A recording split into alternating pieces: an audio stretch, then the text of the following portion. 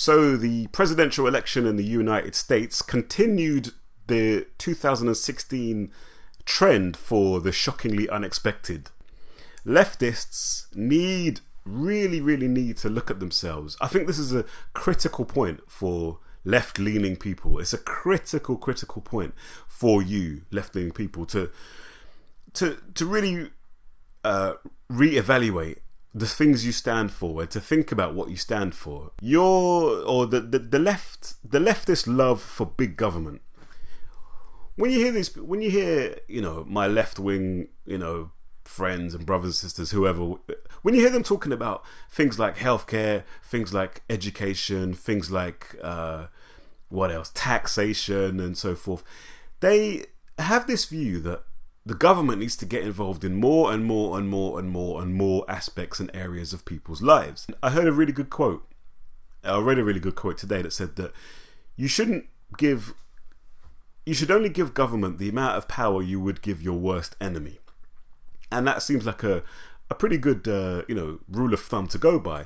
Limit government so that you're protecting the people. You're protecting people against demagogues. You're protecting people against idealistic, authoritarians and so forth. I heard Owen Jones banging on about right-wing right-wing populism and this, that and the other. These people are only moaning and whining, not because they're per se against authoritarianism, but they're against the authoritarianism that isn't in favour of their ideological position. A second point that leftists really need to look at is the whole area of thought police and speech police. Safe spaces, trigger warnings, the whole thing that's sweeping over campuses across the UK and the US. All of that stuff you guys really need to consider. You need to become Surely you need to become firm advocates of freedom of expression, free speech.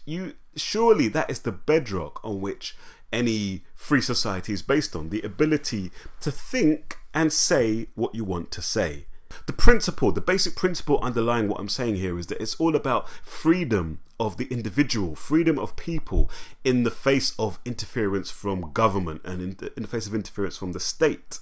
And, the third point I want to talk about is related to that, and it's this whole identitarianism, identity politics. When you encourage people who are to look at aspects of their social group or their cultural group and to act politically on the basis of those aspects. So I'm supposed to be a black advocate. I'm supposed to be a black activist. I'm supposed to believe certain things because I'm black.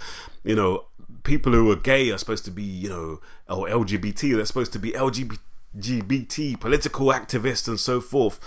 Promoting the rights of certain groups saying that, black people, for example, should get quotas, and so, black people should be encouraged to go into certain areas, and white people should basically be discouraged from working in certain sectors and so forth because there's too many of them. That whole identitarianism has backfired because, of course, if you flood society with identity politics but you ignore white people, eventually you risk getting to a situation where white people now get into that same level of identity politics. And, there's some indications that is what's happened here with regard to Donald Trump. You can't have the whole Black Lives Matter running around helping to inspire riots in US cities up and down the country where black people are filmed attacking and beating up white people because they're white. You can't have that going on with no condemnation. You can't have the almost tacit approval of the unrest from Barack Obama and others.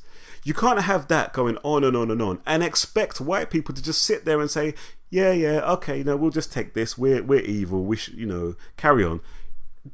They're going to eventually they're going to fight back. They're going to stand up and say, well, what the hell about us? And, for me, I think that two wrongs don't make a right. I think that identity politics, regardless of which identity you're talking about, identity politics are the wrong way to go, because I think inevitably they will lead to society fracturing and breaking down. I guess what I'm saying on that last point is that, it's about grievance culture. This whole grievance culture, you don't want politics based on grievance culture.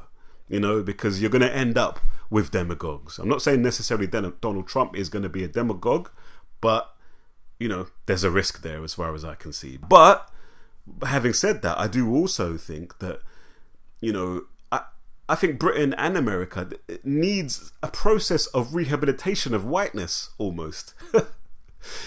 You know, being white needs to be decriminalized, if you like. It needs to be re-legitimized. But anyway, to summarize, leftists, please start to reconsider your positions on some of these things.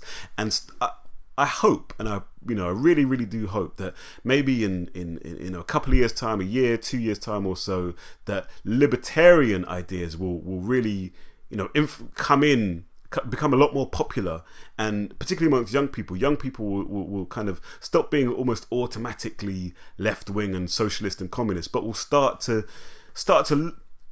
value individual liberty and individual freedom, and start to advocate for the limitation of government influence in our lives, you know. Anyway, thank you for watching. More to come on those kind of points there. But thanks for watching. This is a Talking Dude. Don't forget to subscribe if you haven't already subscribed. Take care. See you soon.